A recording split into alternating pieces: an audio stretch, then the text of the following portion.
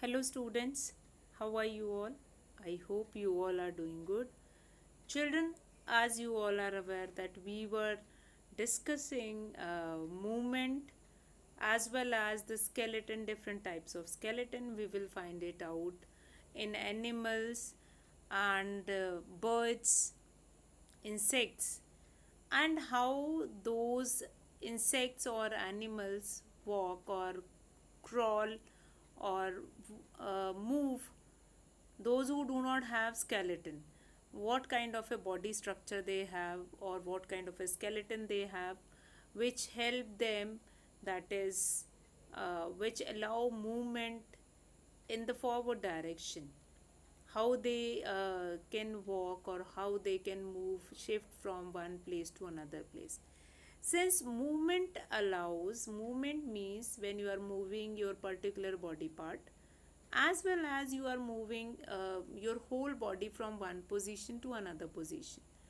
So the same we are going to find it out in the case of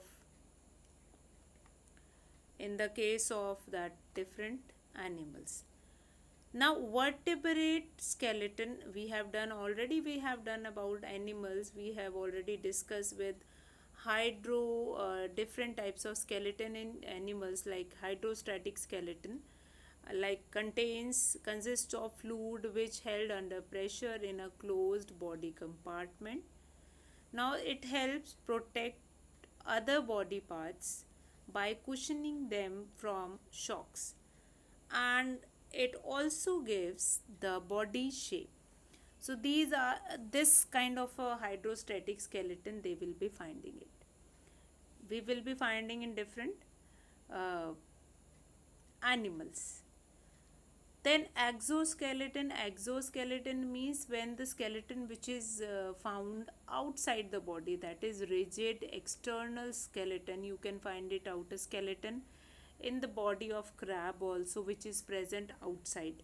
Now characteristics of the phylum and arthropoda, a group that includes insects, spider and crustacean such as crabs. So then endoskeleton, that is consist of hard or leathery supporting elements situated among the soft tissues of an animal. Now endoskeleton is a skeleton which is present inside the body. So here only when we are talking about the skeleton, which is an important part, as well as different parts of skeleton which is very important. So we are supposed to discuss the type of skeleton we will be finding in humans. So let's discuss that. That is vertebrate skeleton. Vertebrate skeleton means that is supported by a backbone which is known as vertebral column. And vertebrate skeleton, vertebral is column is the important part, as well as your hands, different limbs, leg, your skull, your neck, your breastbone, your rib cage, all these things in your skeleton, in a skeleton of a human being, is important. Now human being skeleton is consist of different parts. So let's discuss the first, the skeleton. The all vertebrates have an axial skeleton supporting the axis or trunk of the body. Now it consists of skull, vertebral column, and in most vertebrates or vertebrates, rib cage, and different parts of a skeleton. Now all vertebrates have an axial skeleton. Now here vertebrates means I am talking about human being, or we are talking about different animals, those who have such kind of a axial skeleton. Now this axial skeleton supporting the axis also or trunk of the body of that particular uh, animal. Now it consists of skull. So skull we have already discussed, but here we are going to understand with the help of picture. Since picture is very important when we are studying science, so we must understand what are the different part of it, and how they are packed with each other. Now backbone, as you can see in the picture, the definite characteristics of vertebrates consist of a series of individual bones. Now the vertebrae joined by pads of tough cartilage known as disc. Now number of vertebra varies among species. Now python have 400 while an adult has 24. Now python, if I'm going to discuss about the backbone of python is having more than about 400 vertebrae, and their vertebrae are so formed, like when they hold their prey, that will be crushed by this backbone only. They will be uh, holded in their backbone, like that bones within among these vertebrae, and then they will be uh, crushed. Their bones will be crushed by helping of these 400 backbone which is present in the body of python. That is why we will be saying that python is so harmful for a human being. If once any person is caught by python, they won't be able to get out of it, since they crush the whole body of that person. So that is there. The definite characteristics of vertebrates consist of a series of individual bones, the vertebrae joined by pads of tough cartilage known as disc. Now the number of vertebra or vertebrae varies among species. Python have 400 while an adult has 24 vertebrae only. Now 24 means a pair of. Fine, that is a pair of 24. Now you can find it out that 12 thoracic vertebra, then 7 cervical, which is connected just at the back of the neck, then 5 lumbar vertebra, which is connected to the hip bone, then intervertebral. You are not required to go into the depth of it, but you must be knowing the number of vertebra which is present, or the number of vertebrae, a pair of vertebrae which is present in the body. So that is very important to understand, that is very important to learn. Like 24 you have learned, like an adult have or has 24 vertebrae, so that is more than enough to learn it about it. So now we'll come to our next part. Most vertebrates have an appendicular skeleton. Now what do you mean by this appendicular skeleton, which is made up of bones of appendages and the bones that anchor the appendages to the axial skeleton. Now here what do we understand appendicular skeleton means? Here we will be talking about cartilage or the soft bone, which are working like a connective tissue, or ligaments also, and they through their axial skeleton they will be shifting their particular part to it, like the part of their different skeleton that will be hold together. So that is appendicular skeleton of a person. Now bones are complex living organs. Why it is so? That bones are actually complex organ consisting of several kind of moist living tissues. Now here moist living tissues, I am going to talk about cartilage, as well as I am going to talk about ligaments also. Now cartilage is what? That cartilage is, that is soft bone. If you will touch your ear, you will find it out that something hard which is present in your bones, but it is not so hard like uh, different bones which is present in your body.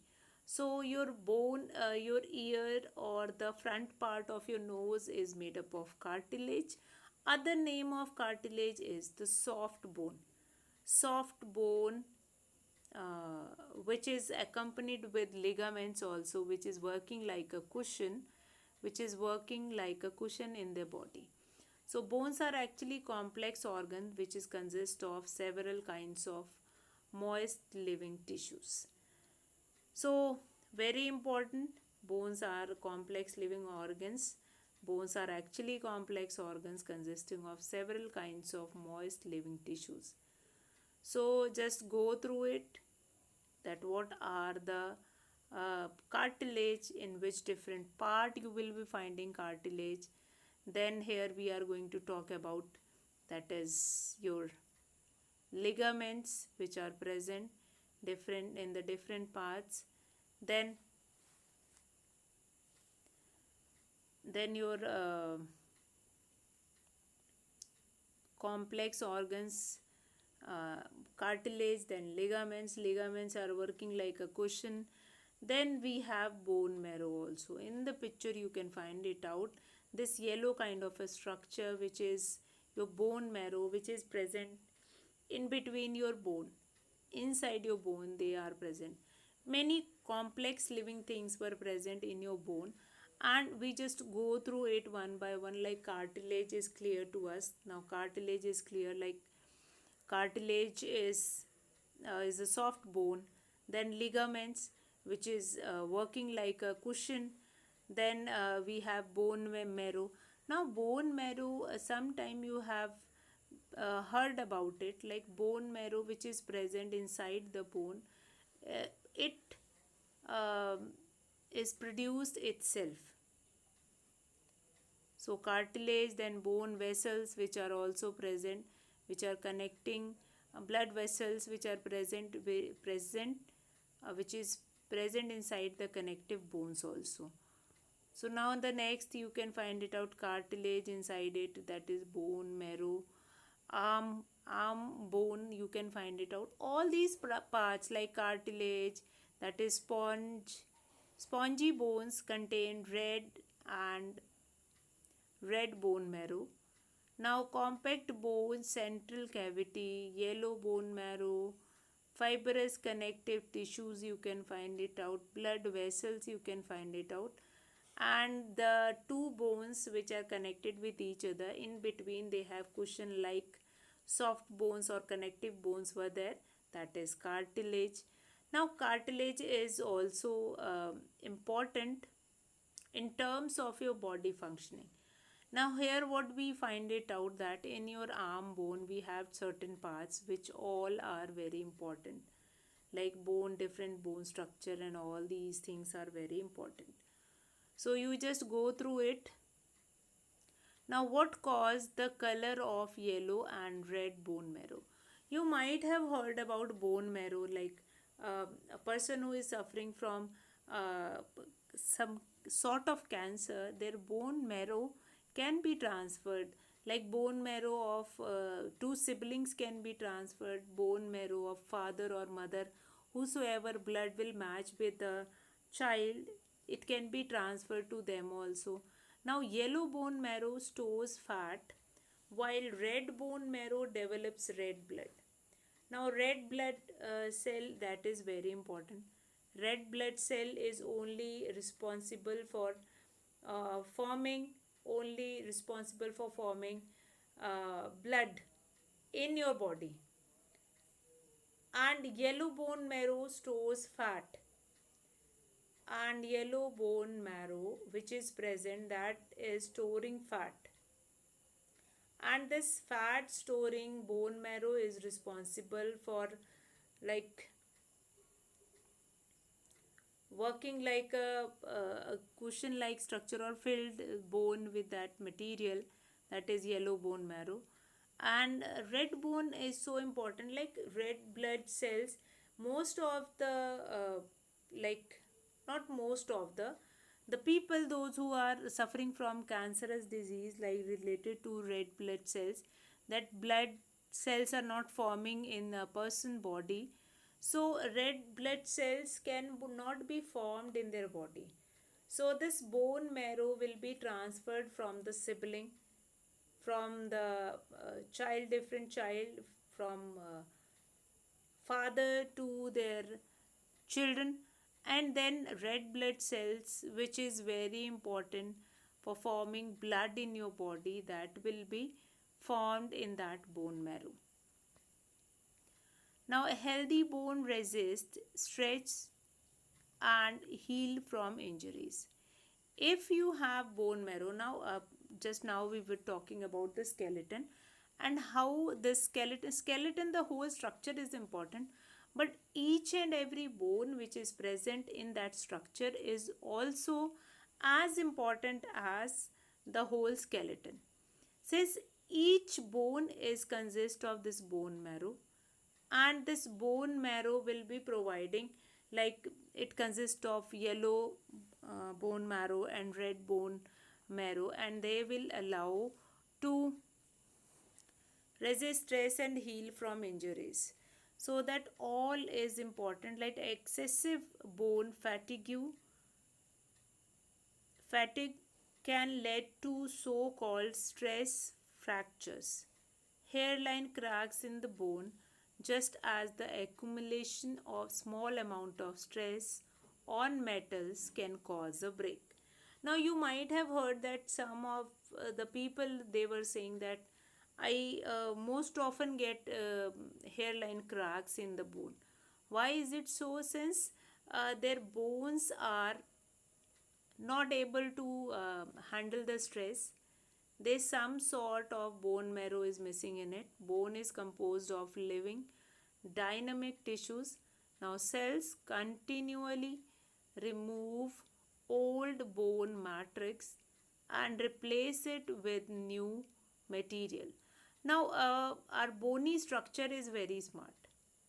Whenever we find it out that this bone is no use, what our body structure is doing, what our bony structure is doing, that this particular bone is of no use, just discard it. Like bone marrow which is present inside the bone cannot be discarded, like we cannot take it out bone from our skeleton, but instead bone marrow which is present inside the bone, that will be discarded. Like now this is not at all going to work fine, so that will be replaced with a new material which is forming. So bone is composed of living dynamic tissues. Cells continually removed old bone matrix and replace it with new material. A figure of a bone, you can find it out. See, most of the time, like if a person is going to meet an accident and then certain part of bone got crushed, so that can be replaced with a rod also. X-ray of a broken leg, you can see here, left and the same leg after the bones were set with a plate and screw. So first, in the first picture you can find it out that bone is destructed here, that it should meet a crack that will be cured by this will be cured by this that particular part of it. So the risk of bone fracture increases if bones are porous and weak. The risk of bone fracture increases if bones are porous and weak. Osteoporosis, you might have heard about this disease, that bone fracture increases, the risk of bone fracture increases if bones are porous. Porous means they are not such filled with that bone marrow or yellow bone marrow or with the fat, and they got some weak. Now normally it happens with the age factor first, or with the deficiency disease. If somebody is suffering from a deficiency disease which is caused by vitamin D, which is very important for our bones, then we might have we will be getting such kind of a that is important thing, like risk of bone fracture will increase in that case. Osteoporosis is characterized by low bone mass and structural deterioration of bone tissue. bone tissue will be deteriorated, is characterized by low bone mass and structure. Deterioration of bone tissues will be there. So healthy spongy bone tissues which are present in left, and bone damaged by osteoporosis, that is right. So osteoporosis is a disease uh, when the mass structure, the bulky structure of bones will get less, and deterioration of tissues will be there.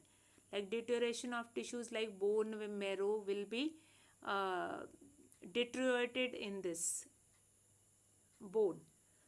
So osteoporosis, very important disease which is characterized due to by low bone mass and structural, it will be there, structural deterioration of bone tissues will be there.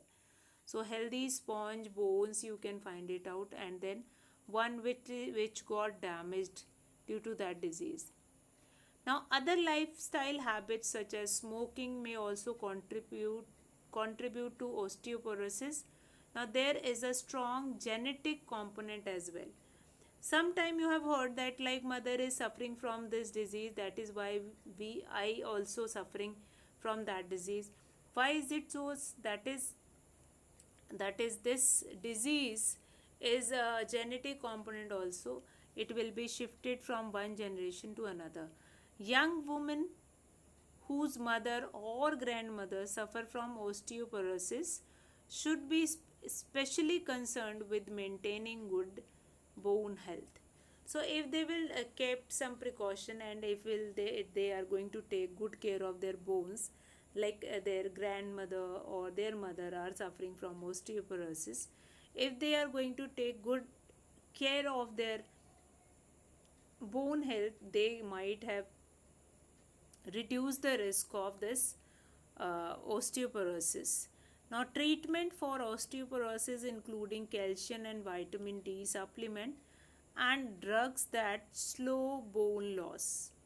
So, you will be getting vitamin D supplements, calcium supplement, as well as the medicine which slow down the process, that is slow down the uh, process of getting loss in bone, so that we will be getting there. Now joints we will be discussing in the next class, and other lifestyle habit like such as smoking may also contribute to osteoporosis. There is a strong genetic component as well. So young women whose mother or grandmother suffer from osteoporosis should be especially concerned with maintaining good bone health. So, treatment for osteoporosis including calcium and vitamin D supplement, as well as the medicine which slow down the process of getting deterioration of bones. So here what we have done lot in this video about our whole skeleton. Now the first, now here I am going to mention here like backbone is given, but here skull is not given. Now skull, we have again an important part of bony structure, that is skeleton, bony framework. So skull is containing total number of bones, that is 22. That is 8 in your head and 8 in your head and 14 in your faces. So next, if these many number of bones were there, so they must be connecting with each other.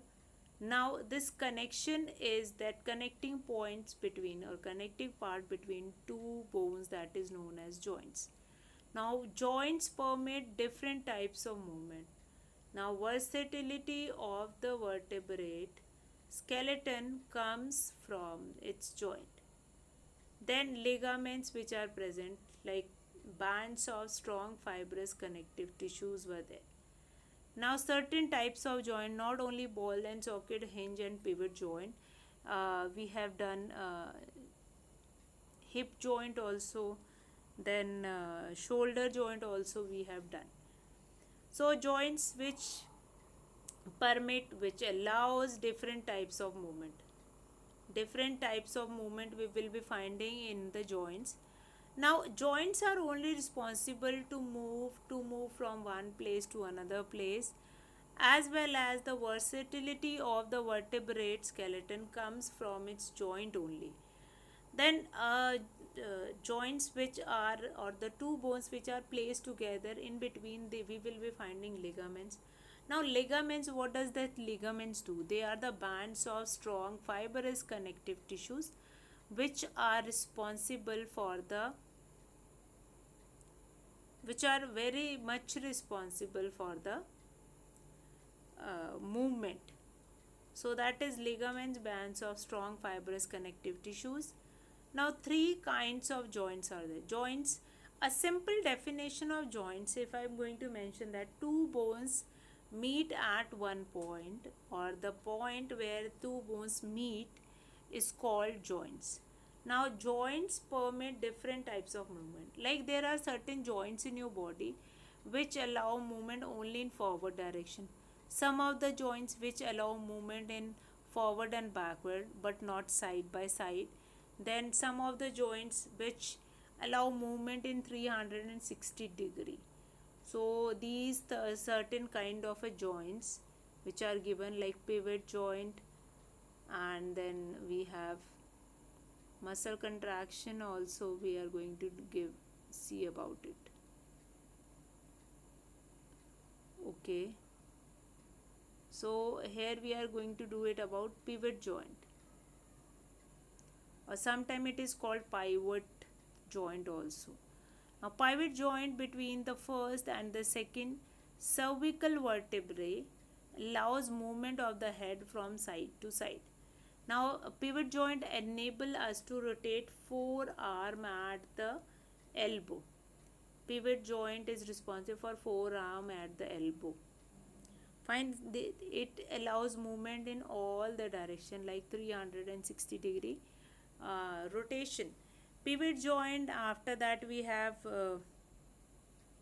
that is hinge joint. Hinge comes from hinges of the door, which allows only backward and forward and backward movement. So that is very important that you all will go through it, and that is pivot joint is more important in it. So pivot joint done, then your hinge joint, then ball and socket joint. Now ball and socket joint is a kind of a structure, like one bone is having hollow structure and other bone is having ball like structure which will fit inside that. So that is your ball and socket joint. So joints, we are going to take it in our next class. We are going to start with the type of joint only in the next class. So that is very important, like pivot joint, then we have ball and socket joint, then we have uh, that is hinge joints. Apart from this, that is your muscle contraction also possible only with this type of joint which is present in your body. So that muscle contraction also we are going to take it in our next class. So here we are going to finish the class, children, and I hope there is no doubt that what all concept which we have done today. So most of the concept, like type of skeleton, how do they fly, how we will be finding different types of movement in it. Now muscle contraction is very important. If you want to move, if you want to show movement, then muscle contraction plays an important role. So that will be there, that will be there, you will be finding it, and I hope that is clear to you all, and you will not be facing any issue in this type of joint. So next class we will start with the muscle contraction. Pivot joint clear. Hinge joint come from your door. Hinge is which forward, which allows only two movement, that is forward and backward, and all these things. So I'll be finishing the class here. That's all for today, children. Have a good day.